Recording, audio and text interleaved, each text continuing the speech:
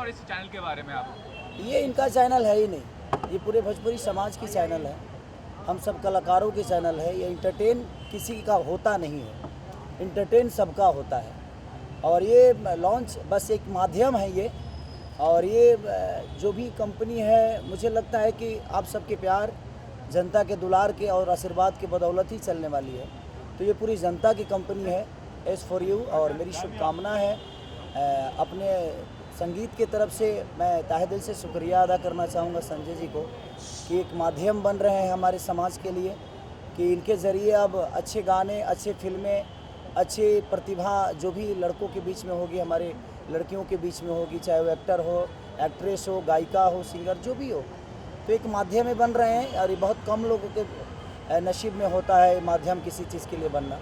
तो एक हमारे लिए खुशखबरी है कि हाँ, एक कंपनी का और निर्माण हुआ हमारे भोजपुरी समाज के लिए। ये भी कहना चाहूँगा, संजय जी ने कहा कि जो भी प्रोजेक्ट वो बनाएंगे वो पूरा परिवार देख सके, इस तरह का प्रोजेक्ट बनाएंगे और ज़्यादातर नए लोगों को मौका देंगे अपने प्रोडक्शन हाउस के माध्यम से। उसके बारे में बताइए, क्या कहना चाहेंगे? देखिए, यही तो सबसे बड़ी, मैं क्या बोला, सुखदायक यही बात है कि इनके मन में एक विचारधारा अच्छे संकेत लाती है। और आपके अंदर विचार अगर अच्छी नहीं हो तो शायद आप अच्छा नहीं सोच पाओगे। तो इनके विचारधारा में हमारे समाज के लिए अच्छा करना है, तो मेरी शुभकामना है। ये भी कहना चाहूँगा, आप देख रहे हैं 1.5 साल से जो माहौल है, लेकिन अब सब कुछ खुल चुका है, लिट्टी चोखा बम्पर बिजनेस कर रहा है। उसके बारे में बताइए कि कितना अच्छा ये पहल है कि हर चीज़ खुल चुका है, बिजनेस अच्छा हो रहा है सिनेमा का, उसके लिए बारे में बताइए, क्या कहना चाहेंगे? ये तो लोगों का प्यार है हमारे प्रति, जो हमें मोहब्बत देती हैं, चाहे वो कोविड हो या कोई भी आपदा आ जाए, वो अपने बच्चों को भूलते नहीं हैं। तो हम एक बेटे की तरह बस संघर्ष करते हैं अपने भाइयों के लिए, अपने बहनों के लिए, अपने माँ बाप के लिए। और वो परिवार हमें अगर सम्मान देता है तो हमें खुशी होती है कि हमारे परिवार में हमारी अहमियत है। कहने भाई, ये भी कहना चाहूँगा कि आज के दौर में आप देख रहे हैं बच्चे जो हैं गलत रास्ते पर जा रहे हैं। अब हाल ही में आर्यन को गिरफ्तार किया गया, उसके बारे में बताइए कि ये कितना गलत चीज़ है। देखिए, वो तो जांच का विषय है, उस पर मैं कुछ नहीं बोल सकता। लेकिन हमारे यहाँ लोग उठलाली से रोटी खा लेते हैं, लेकिन पाउडर नहीं खाते। हम लोग उठलाली से रोटी बोल के खा लेते हैं, लेकिन हम कभी पाउडर नहीं खाते। हमारे यहाँ नशा, हमारी भोजपुरी में तो मुझे लगता है कि सब लोग दूध पीने वाले ही हैं। होगा कोई तो मुझे पता नहीं है, बस उस पे नहीं बोल ये सकता। जानना चाहेंगे, अभी आपने एक बयान दिया था अच्छे चैनल पे, जिम्मेदार चैनल पे, आपने कहा कि एक कलाकार किसी के साथ भी रोमांस कर सकता है। कुछ लोगों को बुरा लगा, खासकर एक्ट्रेस को बुरा लगा, वो इसे आपके विरोध में देख रही है, कुछ एक्टर इसको सपोर्ट में देख रही है। आप अभी भी इस बयान पे कायम है कि एक एक्टर किसी के साथ भी रोमांस कर सकता है? देखिए, मेरे कहने का मतलब कि अगर आप इंटरव्यू को सुनेंगे तो जो भी जिनको भी वो जिन्होंने भी रिएक्ट किया है, मुझे पता नहीं किसने किया है, क्योंकि उतना वक्त नहीं है कि मैं किसी का इंटरव्यू देख पाता हूँ।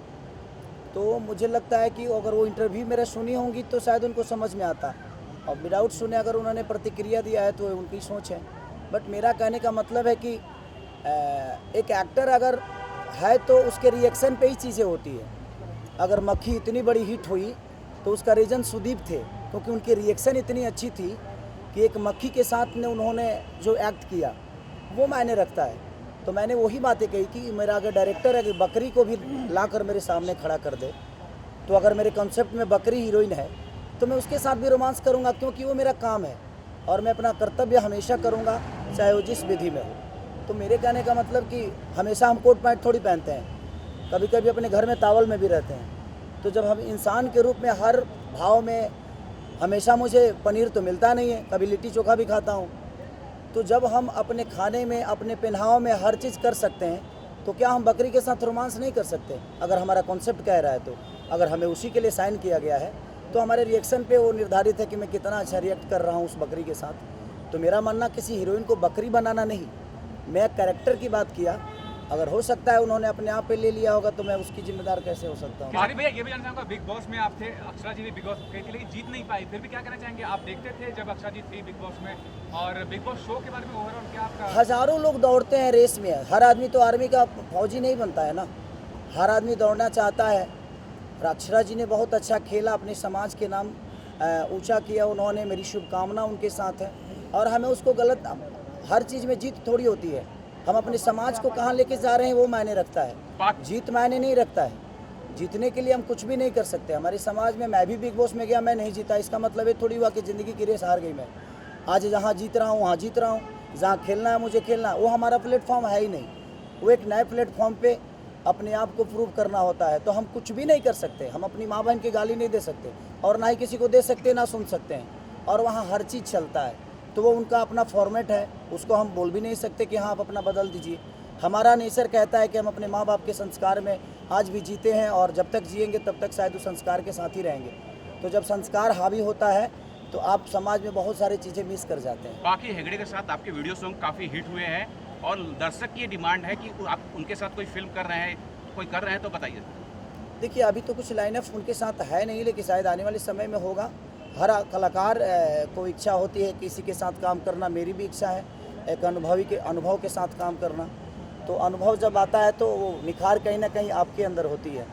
तो आज मैं आस्की मूवी किया, मुझे लगता है कि पापा के साथ मैंने दूसरी मूवी की ना, तीसरी मूवी, एक मैंने प्रतिज्ञा की थी तो हमारा छोटा सा रोल था, और दूसरा मूवी था हमारा असलम जी उसके डायरेक्टर थे और माया जी प्रोड्यूसर थे उसके। संसार में हमारे फादर बने थे, और तीसरी मूवी हमने आस्की की। तो जो चीज़ें मेरे अंदर कमियां थी, पापा हमें बोलते थे बेटा इसको ऐसे बोलो, तो हमें अच्छा लगता है कि अपने तौर पाखी जी हमारी सीनियर हैं, तो हमें लगता है कि उनके साथ जब भी मैं काम करता हूँ या करूँगा तो उनसे कुछ ना कुछ सीखने को ही मिलेगा। संजय जी, आप पटना से आ रहे हैं, लिट्टी चोखा खाए कि नहीं पटना में? हम पटना जाए या लिट्टी ना खाएं तो काहे कति पटना जाए। कैसे लिट्टी चोखा का भाव आज के रेट में? लिट्टी के भाव अगर करोड़ों रुपया हो जाए तब हम खाए, काहे से कि हमारा मिट्टी की चीज़ है। जोनागढ़ में हुआ आई नहीं बॉम्बे में, वो भाई रसूलपुर चट्टी के लिट्टी के क्या भाव रहे और आज के जो रसूलपुर लिट्टी के क्या भाव रहे? भगवान पे फूल चढ़ने वाले जो चीज़ें होती हैं ना उसके भाव नहीं देखते, हमारी श्रद्धा उस लिट्टी के प्रति कितना है, हमारा श्रद्धा उस भगवान के प्रति कितना है, ये मायने रखता है। संजय जी, अगर मैं यहाँ कुणाल जी बैठे हैं, भोजपुरी के महानायक हैं, एक साइड है ट्रेंडिंग स्टार, कितनी खुशी महसूस हो रही है आपके यस फॉर यू को लॉन्च कर रहे हैं? मुझे लगता है जब से आप आए हैं उस खुशी का इजहार तो मेरे चेहरे से दिख रहा होगा आपको कि कुणाल भैया भी हमारे हैं और हमारे ट्रेंडिंग स्टार भी हमारे साथ हैं यहाँ पे। तो वाकई में मुझे बहुत ज़्यादा खुशी है। और S for you entertainment YouTube channel जो मेरा भोजपुरी आ रहा है, मैं काफ़ी दिल से खुश हूँ, इसको मैं आज से मैं स्टार्ट कर रहा हूँ और भाई का प्यार मिला, भाई के गाने भी उस पर आएंगे। दर्शकों को ये बताइए सर, इस चैनल से और कौन कौन लोग जुड़े हुए हैं? इससे 29 लोग जुड़े हुए हैं, एस फॉर यू से 29 लोग जुड़े हुए हैं। पहले तो हमारे स्टार जो हमारे ट्रेडिंग स्टार हैं किशोर यादव जी हैं, रितेश पांडे जी हैं, कल्लू जी मैं हैं। इनके जवाब देता हूँ। 29 लोग ही नहीं, भोजपुरी के जितनी श्रोता है सब इस चैनल से जुड़ी हुई है, क्योंकि हमारे 29 और खेसारी के जोड़ने से कुछ बड़ा नहीं होने वाला है। हमारी जनता जब जुड़ती है तब हमारी चीज़ें बड़ी होती हैं। हम माध्यम बन सकते हैं, बस किसी को चलाने के लिए हमारे जनता का प्यार और आशीर्वाद बहुत ज़रूरी होता है। सर, आपसे एक सवाल जानना चाहेंगे। निरहुआ जी ने अभी हाल ही में बोला कि पवन जी और केसारी जी के गाने खूब हिट हो रहे हैं, उनको अब फिल्मों पे ध्यान देना चाहिए, फिल्मों को हिट करना चाहिए। बिल्कुल, तो फिल्में तो हिट हो ही रही है। हम फिल्म पे ध्यान नहीं देते तो लिट्टी चोखा कैसे हिट होता, बाबजी कैसे चलता, हमारे एक और सिनेमा चोरी चोरी चुपके कैसे चलती, एक और सिनेमा रिलीज हुआ था मेरा प्यार किया तो निभाना, वो कैसे चलता। अगर चल रही है चीज़ें, अभी बताइए कोविड में जब सलमान खान नहीं चल पाए तो खेसारी का क्या औकात है भाई।